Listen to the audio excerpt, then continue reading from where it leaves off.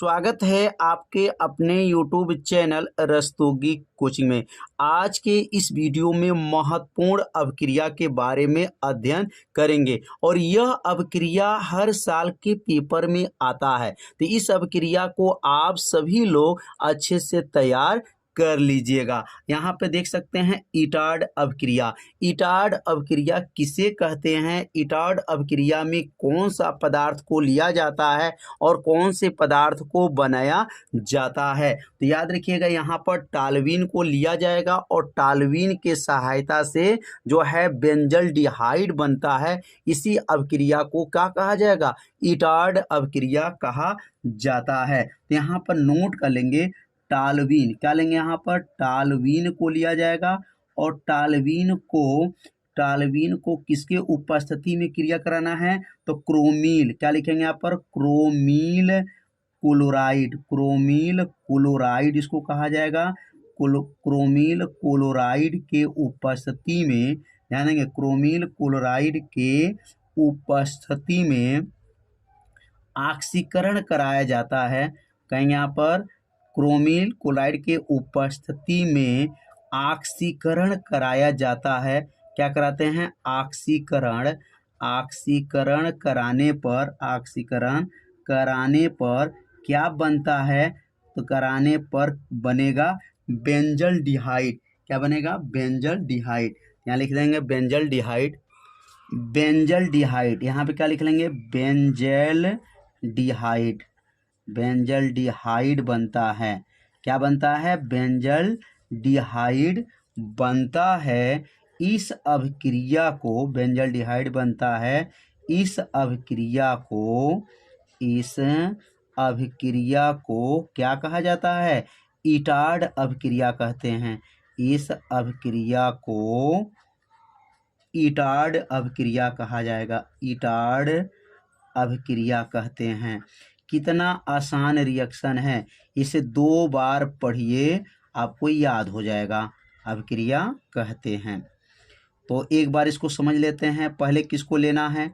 टालवीन को लेना है और टालवीन के सहायता से, अब यहाँ टालवीन कैसा होता है? बेंजीन रिंग में क्या जुड़ा रहता है? ये बेंजीन रिंग हो गया और यहाँ पर CH3 जुड़ा है। इसको कहते हैं टालवीन। और टालवीन का जो है ऑक्सीकरण कराएंगे तो ऑक्सीकरण का मतलब यहाँ O हो जाएगा। इसको कहा जाता है ऑक्सीकरण।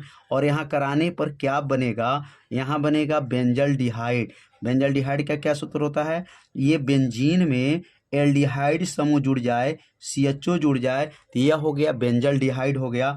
और यहाँ पर C और H, मतलब यहाँ H 3 है और 3 H में से यहाँ एक H है, यहाँ पर अभी H 2 बाकी है और यहाँ पर एक ऑक्सीजन इसके पास चला गया और यहाँ 2 लगाएंगे, एक ऑक्सीजन इसमें का और H2 इसमें का बाकी है। तो क्या बनेगा यहाँ पर? H2O। संतुलित करने के लिए अब क्रिया देख सकते हैं, ऑक्सीजन 2 है तो ऑक्सीजन 2 हो गया, हाइड्रोजन 2 और 1 मिलकर के 3 है, इधर भी 3 है और C 1 है और C 1 है। तो यहाँ पर क्या हो रहा है इटार्ड अभिक्रिया में कि टालवीन को, अब यहाँ पर क्रोमील क्लोराइड, अब क्रोमील क्लोराइड का जो है यहाँ पर उत्प्रेरक लिया गया है। तो यहाँ पर Cr2O2 ले सकते हैं और यहाँ पर Cl2, इसका नाम है क्रोमील क्लोराइड। ये क्रोमील क्लोराइड के उपस्थिति में ये टालवीन के साथ क्या हुआ है? ऑक्सीकरण हुआ है तो यह बना है बेंजल्डिहाइड। ये किसका सूत्र है? बेंजल्डिहाइड का यह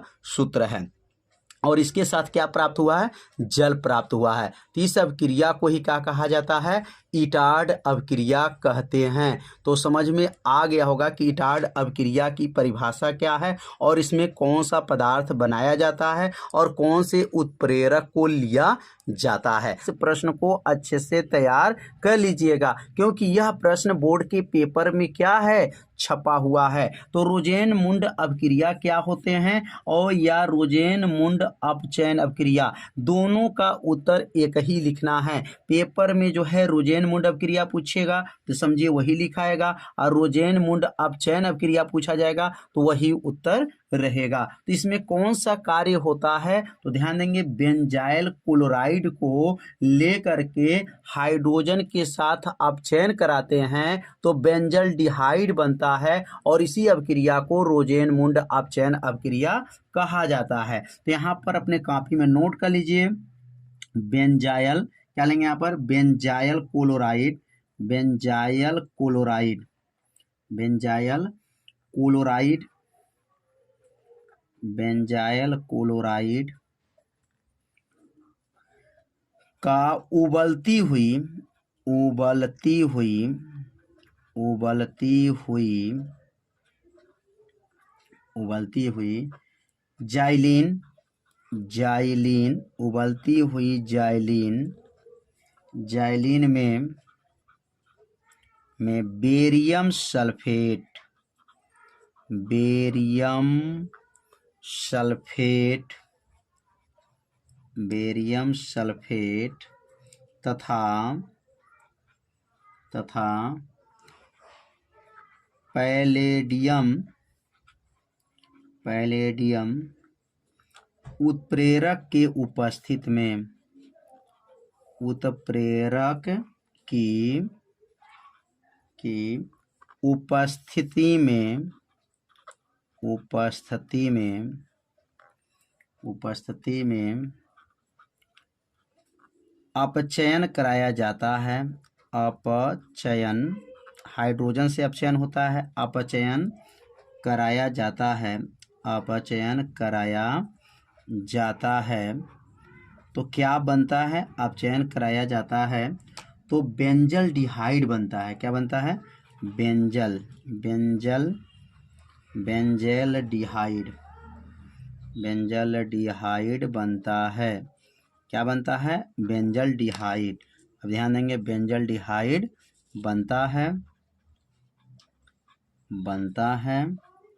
इस अभिक्रिया को, इस अभिक्रिया को, इस अभिक्रिया को, इस अभिक्रिया को क्या कहते हैं, रोजेन मुंड अभिक्रिया कहते हैं, रोजेन मुंड अभिक्रिया कहते हैं, रोजेन मुंड अभिक्रिया कहते हैं।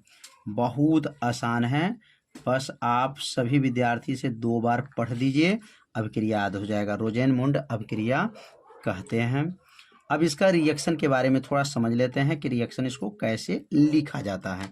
तो सबसे पहले जो है यहाँ पे लेना है बेंजाइल क्लोराइड, और बेंजाइल क्लोराइड का सूत्र क्या होता है, तो यहाँ पे अगर लिखेंगे तो C6H5COCl होता है। यह किसका सूत्र है, बेंजाइल क्लोराइड का सूत्र है, C6H5COCl होता है। और यहाँ पर अपचयन कराएंगे, अपचयन का मतलब इसमें बड़े कोष्टक में H लिखा जाता है। अब यहाँ से किसके उपस्थिति में कराया जाता है, तो यहाँ बताया गया कि बेरियम सल्फेट, मतलब यहाँ पर बेरियम सल्फेट BaSO4 के उपस्थिति में, और पैलेडियम माने इसको कहते हैं PD, इसको क्या कहेंगे, PD इसको बोला जाएगा, उपस्थिति में जब गर्म करेंगे तो यहाँ पर C6H5CHO, इसका नाम है बेंजल डिहाइड बनता है, और यहाँ पर बनेगा HCl हो जाएगा। तो यहाँ पर देख सकते हैं C6H5, और यहाँ पर देखेंगे यहाँ पर HCHO है, मतलब यहाँ पर 2 H हो गया, और यहाँ Cl है तो एक Cl है, तो इसका मतलब यहाँ 2 लगाना पड़ेगा संतुलित करने के लिए। अगर इसको देखा जाए तो क्या लिखेंगे यहाँ पर, बेंजाइल क्लोराइड को अपचयन कराते हैं या हाइड्रोजन से अपक्रिया भी करा देंगे तो यह आपका क्रिया संपन्न हो जाएगा। तो यहाँ पर हाइड्रोजन भी लिख सकते हैं या हाइड्रोजन बना करके आगे 2 लगा सकते हैं। यहाँ पर H2 भी लिखा जा सकता है। अगर इसको संकेत में लिखना चाहते हैं, मतलब आपको बेंजीन रिंग में लिखना चाहते हैं, तो यहाँ सबसे पहले यहाँ पर एक बेंजीन रिंग बनाएंगे, और इस बेंजीन रिंग में यहाँ पर COCl लिख सकते हैं, इसका नाम हो गया बेंजाइल क्लोराइड हो गया। और यहाँ पर हो जाएगा हाइड्रोजन, मतलब आप चयन कराएंगे, और आप चयन जब कराया जाएगा तो क्या बनेगा, तो यहाँ पर बनेगा, यहाँ पर बेंजल डिहाइड बनेगा, बेंजल्डिहाइड, ये बेंजीन हो गया, और यहाँ CHO लगा देंगे तो ये बन गया बेंजल्डिहाइड बन गया, और उसके साथ क्या निकलेगा, यहाँ से हाइड्रोजन निकल गया, तो क्या लिखेंगे यहाँ पर HCl लिख सकते हैं। इसका नाम हो जाएगा HCl, हाइड्रोक्लोरिक अम्ल कहा जाएगा। तो यह हो गया बेंजाइल क्लोराइड हो गया, और इसका अपचयन कराया गया तो यह बन गया बेंजल्डिहाइड, और उसके साथ क्या बना है, हाइड्रोक्लोरिक अम्ल बन गया है। तो उम्मीद करते हैं रोजेनमुंड अभिक्रिया आप लोगों को अच्छे से समझ में आ गया होगा। तो इसे अपने कॉपी में नोट करिए और इसे 2 बार पढ़िए, रोजेनमुंड अभिक्रिया आपको अच्छे से याद हो जाएगा। तो ऐसे अभिक्रिया जो है आपको बताया जाएगा। क्या है सिम्ट अभिक्रिया? सिम्ट अभिक्रिया से आप क्या समझते हैं? सिम्ट अभिक्रिया में कौन से पदार्थ को लिया जाएगा और कौन से पदार्थ को बनाया जाएगा, तो आज के इस वीडियो में बताया जाएगा। तो सबसे पहले सिम्ट अभिक्रिया बनाने के लिए हमको एसिटिक अम्ल को लेना पड़ेगा। लिखेंगे यहाँ पर एसिटिक अम्ल को, एसिटिक अम्ल को किसको लेना है, एसिटिक अम्ल को सल्फ्यूरिक अम्ल की उपस्थिति में, किसके उपस्थिति में, सल्फ्यूरिक, सल्फ्यूरिक मतलब H2SO4 के उपस्थिति में। लिखेंगे सल्फ्यूरिक अम्ल के उपस्थिति में, सल्फ्यूरिक अम्ल के उपस्थिति में, सल्फ्यूरिक अम्ल के उपस्थिति में। अब यहाँ पर एसिटिक अम्ल तो लेंगे, और उसके बाद से सल्फ्यूरिक अम्ल के उपस्थिति में हाइड्राजोइक अम्ल, किसके साथ, हाइड्राजोइक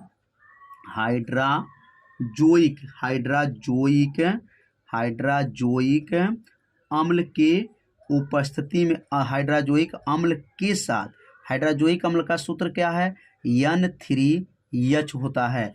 अब यहाँ N3H के साथ गर्म करते हैं, के साथ गर्म करते हैं तो क्या बनता है, तो लिखेंगे यहाँ पर साथ गर्म करने पर, गर्म करने पर अब यहाँ पर क्या बनेगा, मेथिल एमीन बनता है। क्या बनता है, मेथिल एमीन बनता है, मेथिल एमीन बनता है। इस अभिक्रिया को क्या कहा जाएगा, सिम्ट अभिक्रिया कहते हैं। क्या बनेगा यहाँ पर, एसिटिक अम्ल को सल्फ्यूरिक अम्ल के उपस्थिति में हाइड्राजोइक अम्ल के साथ गर्म करते हैं तो मेथिल एमीन बनता है। इस अभिक्रिया को क्या कहा जाता है, सिम्ट अभिक्रिया कहते हैं। इस अभिक्रिया को सिम्ट अभिक्रिया कहा जाता है, सिम्ट अभिक्रिया कहते हैं। कितना आसान है, बस इसे 2 बार पढ़िए, आपका अभिक्रिया याद हो जाएगा। तो यहाँ पर परिभाषा जो इसका खत्म हो गया। अब यहाँ पर रिएक्शन के बारे में समझेंगे।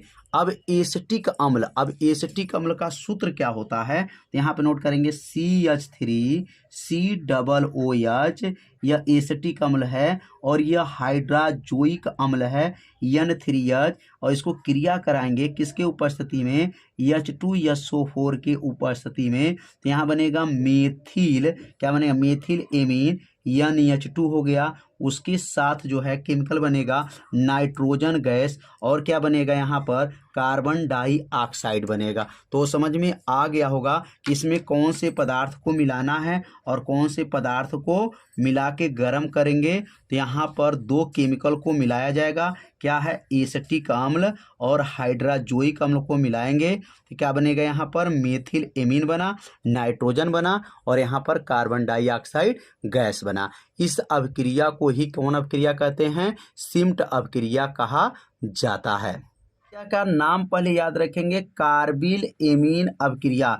कार्बिल एमीन अभिक्रिया क्या होते हैं, कैसे बनता है, इसमें कौन कौन से पदार्थ को लिया जाएगा, आज के इस वीडियो में बताया जाएगा। तो आप सभी विद्यार्थी इस वीडियो को पूरा जरूर देखिए। तो सबसे पहले जो है यहाँ पर जो लेंगे मेथिल एमीन लेंगे, क्या लेंगे, मेथिल एमीन की क्रिया, मेथिल एमीन की क्रिया, मेथिल एमीन की क्रिया क्लोरोफार्म से कराया जाएगा। किससे कराया जाएगा, क्लोरोफार्म, क्लोरोफार्म तथा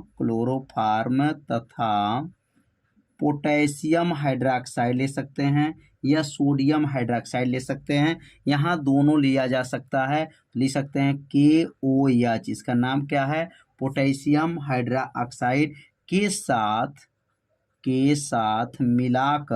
साथ मिलाकर गर्म करने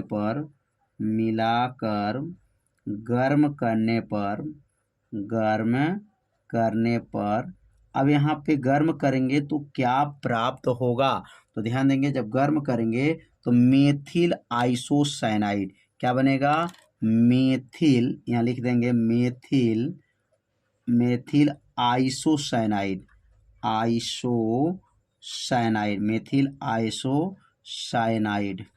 मेथिल आइसोसाइनाइड क्या बनेगा? यहाँ पर जब कार्बिल एमीन अभिक्रिया में क्या बनता है? Methyl isocyanide. मेन केमिकल क्या है यहाँ ध्यान देना है? आइसोसाइनाइड। एक बार बोर्ड के पेपर में पूछा गया था कि कार्बिल एमीन अभिक्रिया क्या देता है, तो कार्बिल एमीन अभिक्रिया आइसोसाइनाइड देता है। इसको आपको याद रखिएगा। और उसके साथ क्या? आइसोसाइनाइड, और यहाँ लिखेंगे तथा लिख सकते हैं यहाँ पर पोटेशियम क्लोराइड KCl बनता है, KCl तथा ध्यान देंगे यहाँ पर तथा पहले हटा देंगे, यहाँ पर KCl तथा जल बनता है। अब इस रिएक्शन को जो है आपसे विद्यार्थी याद रखिएगा, क्या लेना है? Methyl amine. तो मेथिल एमीन का सूत्र क्या होता है? तो यहाँ पे लिखेंगे CH3 NH2, यह हो गया मेथिल एमीन हो गया, और यह है क्लोरोफार्म CHCl3 क्लोरोफार्म, और उसके साथ जो है KOH पोटेशियम हाइड्रोक्साइड मिला के गर्म करेंगे तो CH3NC, इसका नाम क्या है? मेथिल आइसोसाइनाइड 3 पोटेशियम क्लोराइड, और यहाँ पे लिखेंगे आपका 3H2O मतलब पानी है, और यहाँ संतुलित करने के लिए यहाँ पर 3 लगा लिया जाएगा। दोनों पक्ष क्या हो गया है? यहाँ पर संतुलित है। एक बार संतुलित को भी चेक कर सकते हैं कि मतलब संतुलित है कि नहीं है। तो यहाँ पर देखेंगे CH3 N यहाँ है, और यहाँ से N, और यहाँ से C ले लेंगे, यहाँ से CNC हो गया, और यहाँ पर 3C मतलब 3 के यहाँ पर है, और Cl 3 है, मतलब पोटेशियम भी 3 संख्या है, क्लोरीन की भी 3 संख्या है। हाइड्रोजन यहाँ पे 6 और चाहिए, 3 दूना 6, तो यहाँ पर 3 यहाँ है, 1 4 और 4 2 मिलकर के 6 हो गया, और यहाँ CH3 है तो CH3 यहाँ पर है। दोनों पक्ष क्या हैं? आपस में बराबर हैं। तो कार्बिल एमीन अभिक्रिया क्या देता है? तो कार्बिल एमीन अभिक्रिया आइसोसाइनाइड बनता है, लेकिन यहाँ पे क्या लिए हैं? मेथिल एमीन लिए हैं, इसलिए यहाँ पर मेथिल आइसोसाइनाइड बनता है। तो इस अभिक्रिया को आप सभी विद्यार्थी अपने कॉपी में नोट कर लीजिएगा। यह अभिक्रिया कई सालों के बोर्ड में पूछा जा चुका है। आज के इस वीडियो में कक्षा 12 के महत्वपूर्ण अभिक्रिया के बारे में अध्ययन करेंगे, और यह अभिक्रिया हर साल के पेपर में आता है। यदि यह वीडियो को आप सभी लोग देख लेते हैं तो 2 नंबर जो है आपको पक्का हो जाएगा। तो आप सभी लोग इस वीडियो को पूरा जरूर देखिए। तो आज के इस वीडियो में युग्मन अभिक्रिया के बारे में समझेंगे। युग्मन अभिक्रिया क्या होता है? तो यहाँ पर ध्यान देंगे, युग्मन अभिक्रिया अगर हम परिभाषा लिखेंगे तो बहुत ही आसान है। पहले हमको लेना पड़ेगा बेंजीन डाई एजोनियम क्लोराइड। क्या लेंगे? यहाँ पर लिखेंगे, यहाँ पर benzene diazonium chloride, benzene diazonium chloride, इसको हमको लेना पड़ेगा। बेंजीन डाई एजोनियम क्लोराइड को लेना है, और इस बेंजीन डाई एजोनियम क्लोराइड में हमको एक समान और मिला देना है। तो बेंजीन डाई एजोनियम क्लोराइड में हमको क्या मिलाना है? तो लिखेंगे बेंजीन डाई एजोनियम क्लोराइड तथा फिनॉल। क्या लगाना है? फिनॉल। अब यहाँ पर फिनॉल लगा देना है, इसमें फिनॉल के साथ जो है अभिक्रिया करा देना है। तो कहेंगे बेंजीन डाई एजोनियम क्लोराइड जब फिनॉल के साथ अगर अभिक्रिया करता है तो क्या बनेगा? तो लिखेंगे बेंजीन डाई एजोनियम क्लोराइड और फिनॉल के साथ जब अभिक्रिया करता है तो यहाँ क्या बनेगा? तो यहाँ पे याद रखेंगे पैरा। क्या बनेगा?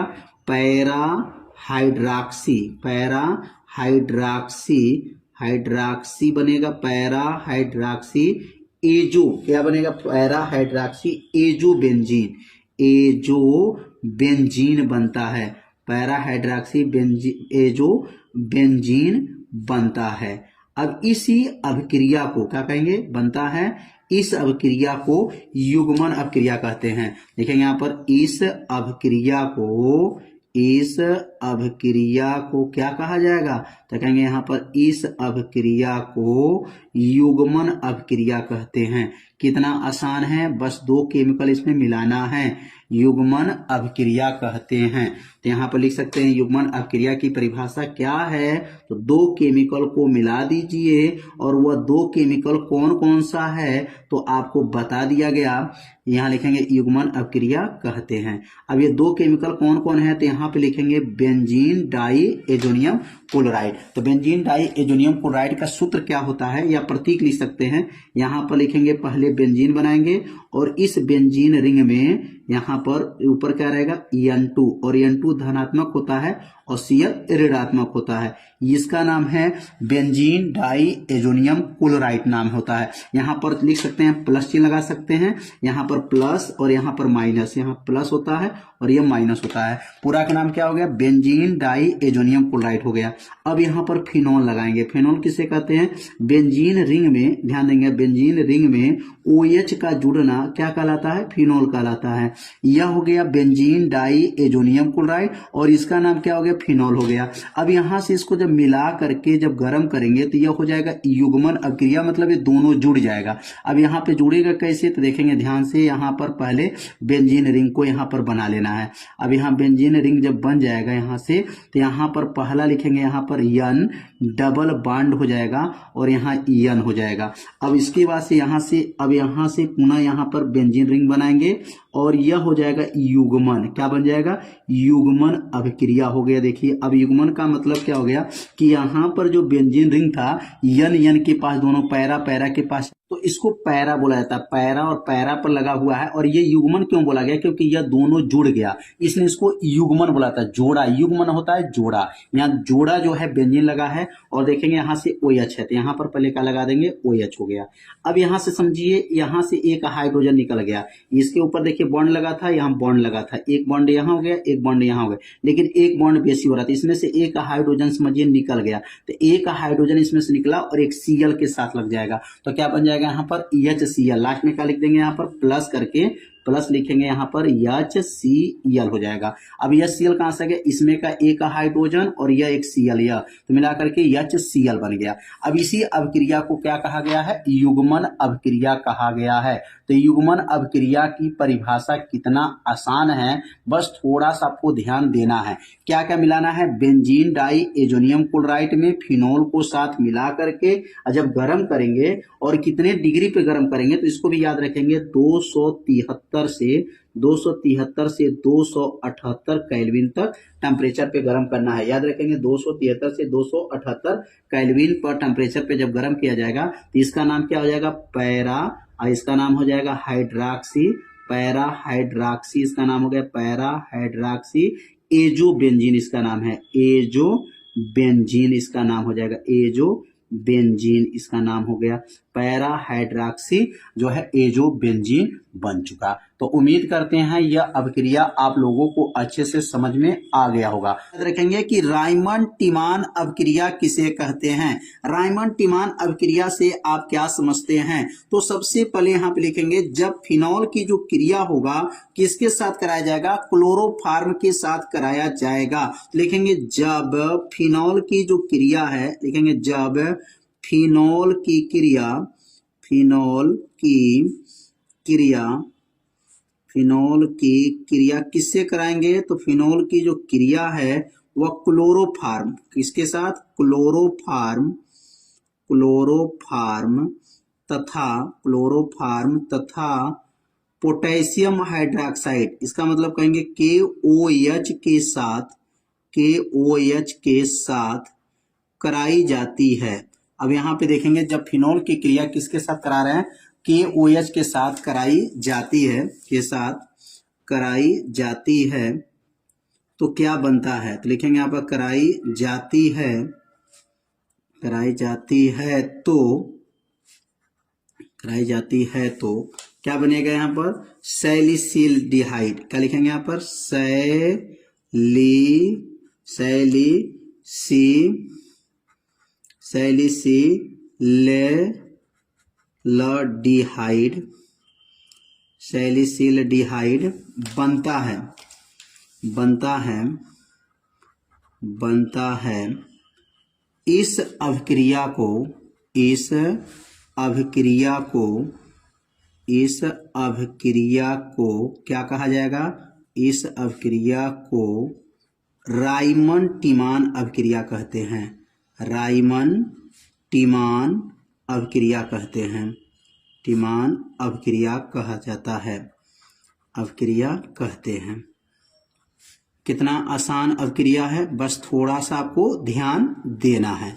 अब यहाँ पर पहले फिनॉल ले लेंगे। फिनॉल का सूत्र क्या होता है, तो फिनॉल का सूत्र जो है आप सभी लोग जानते होंगे कि बेंजीन रिंग में क्या जुड़ा रहेगा, यहाँ पर बेंजीन रिंग में OH अगर जुड़ जाए तो यह हो जाता है फिनॉल। और क्लोरोफार्म का सूत्र क्या है, CHCl3 और यहाँ हो जाएगा KOH, इसका नाम होता है पोटेशियम हाइड्रोक्साइड। अब यहाँ से जब इसको क्रिया कराएंगे तो यहाँ पर क्या बनेगा, तो यहाँ पर पहले बेंजीन रिंग बन जाएगा और बेंजीन रिंग पर जो है अब यहाँ पर OH तो रहेगा, यहाँ पर OH तो रहेगा, ये फिनॉल जो था इसमें नीचे आकर के CHO जुड़ जाएगा। क्या जुड़ेगा, CHO। अब इसी का नाम क्या है, सैलिसिलडिहाइड नाम है। और उसके साथ क्या बनेगा, उसके साथ बनेगा KCl बन जाएगा, प्लस हो जाएगा और क्या बनेगा, H2O बन जाएगा। अब यहाँ पर देखेंगे Cl 3 है और यहाँ Cl 1 है। अब संतुलित करने के लिए 3 लगा देंगे, अब 3 हो गया और यहाँ पर जो संतुलित करने के लिए यहाँ पर भी 3 लगा देंगे। अब क्रिया क्या हो जाएगा, संतुलित हो जाएगा। और यहाँ पर H2O, ये मतलब यहाँ पर हाइड्रोजन 2 दूना 4 हाइड्रोजन यहाँ हो जाएगा और यहाँ हाइड्रोजन कितना है, 3 यहाँ है और 1 मिलकर के 4 हाइड्रोजन यहाँ हो जाएगा।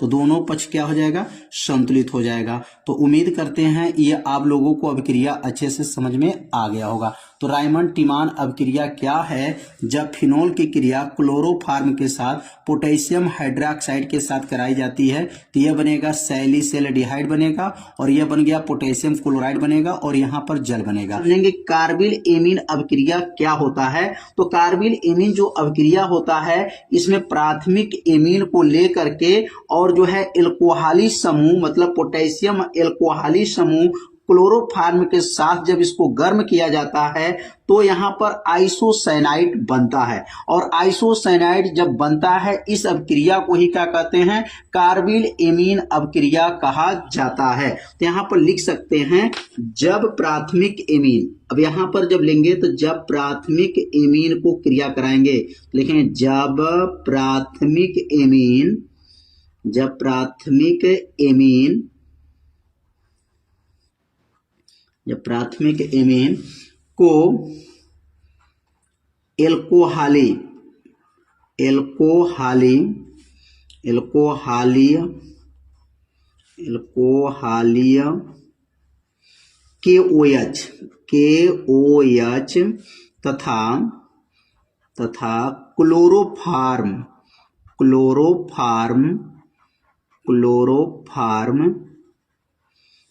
के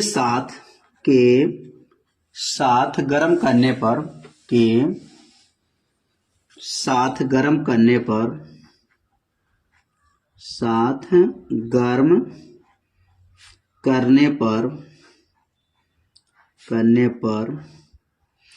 आइसोसाइनाइड बनता है, आइसोसाइनाइड बनता है। आइसो क्या बनता है, साइनाइड, आइसोसाइनाइड बनता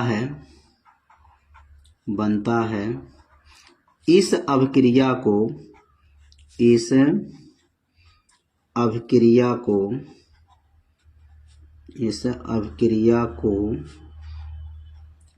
कार्बिल एमीन अभिक्रिया कहते हैं, कार्बिल एमीन अभिक्रिया कहते हैं। कितना आसान है, बस थोड़ा सा आपको ध्यान देना है। तो पहले आप सभी लोग इसे को जो है अपनी कॉपी में पहले नोट कर लीजिए। कार्बिल एमीन अपक्रिया का मतलब क्या है? जब प्राथमिक एमीन, अगर प्राथमिक एमीन की उदाहरण अगर लेते हैं तो यहाँ ले सकते हैं कि अगर हम एथिल एमीन ले लें, एथिल एमीन, अब यहाँ पर एथिल एमीन की क्रिया, एथिल एमीन की जो क्रिया है, क्रिया KOH के साथ तथा क्लोरोफार्म के साथ, क्लोरोफार्म के साथ, क्लोरोफार्म के साथ जब गर्म करेंगे, जब गर्म किया जाता है, गर्म किया जाता है, तो यहाँ पर देखिए एथिल एमीन, यह प्राथमिक एमीन हो गया। अब ये बताया गया कि जब प्राथमिक एमीन एल्कोहली KOH के साथ क्लोरोफार्म के साथ गर्म करने पर क्या बना? आइसोसाइनाइड। तो अब यहाँ पर कौन सा साइनाइड बनेगा? एथिल एमीन है तो एथिल साइनाइड बनेगा। गर्म किया जाएगा तो क्या बनेगा? एथिल साइनाइड बनता है। एथिल आइसोसाइनाइड, एथिल आइसोसाइनाइड बनता है, आइसोसाइनाइड बनता है। अब यह कौन अपक्रिया हो गया? कार्बिल एमीन अपक्रिया हो गया।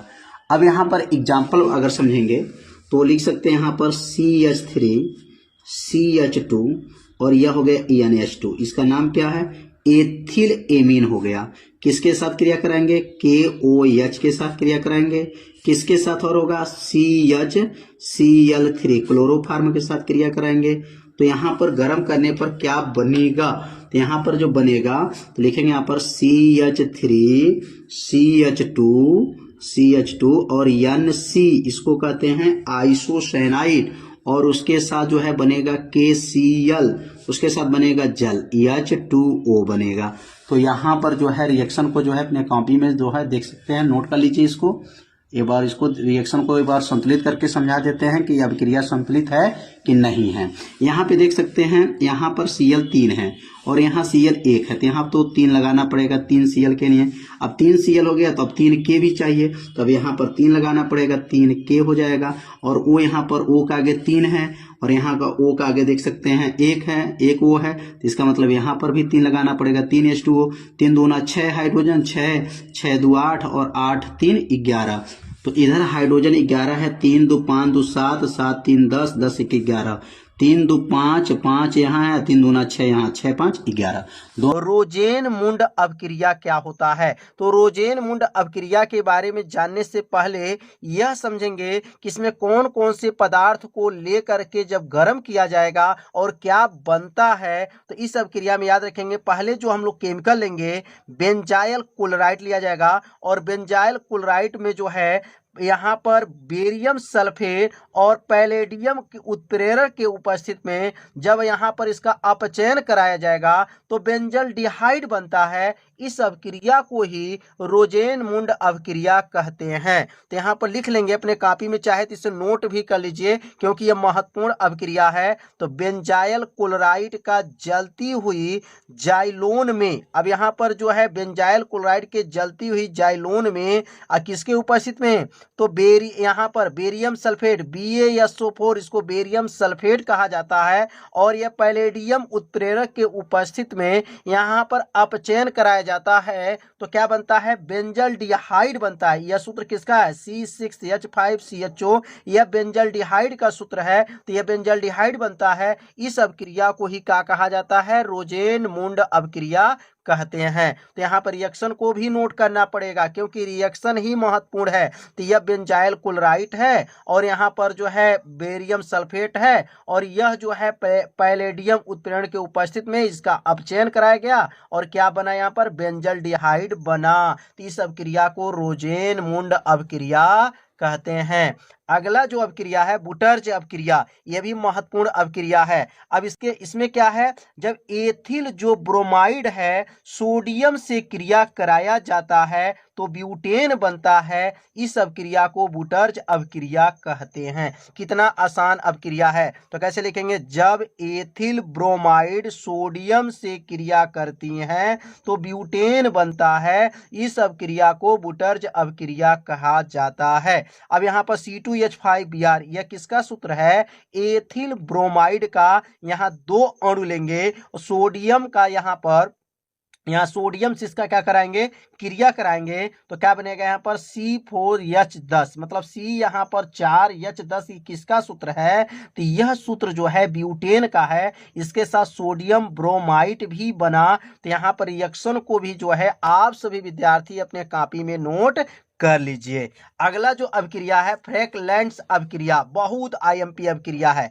इसमें क्या होता है, जब एथिल ब्रोमाइड की क्रिया, अब यहां देखिए एथिल ब्रोमाइड की क्रिया किससे कराई जाती है, जिंक से कराई जाती है। अब इसके ऊपर हम लोग क्या पढ़े हैं, सोडियम से कराई जाती है। अब यहाँ किससे कराई जाती है, तो यहाँ पर जिंक से कराई जाती है, तो ब्यूटेन बनता है। इस अभिक्रिया को फ्रैंकलैंड अभिक्रिया कहते हैं। कितना आसान है। तो ये लिखेंगे C2H5Br, ये किसका सूत्र है, तो एथिल या ब्रोमाइड का सूत्र है और यह जिंक के साथ क्रिया कराया जाता है। तो यहाँ पर C4H10 जो बना है यह किसका सूत्र है, तो ब्यूटेन का सूत्र है। तो यह ब्यूटेन जब बना है तो इस अभिक्रिया को क्या कहा जाएगा, फ्रैंकलैंड अभिक्रिया कहा जाता है। तो आप सभी विद्यार्थी इस अभिक्रिया को अपने कॉपी में नोट भी कर लीजिए, क्योंकि यह अभिक्रिया बहुत ही महत्वपूर्ण है।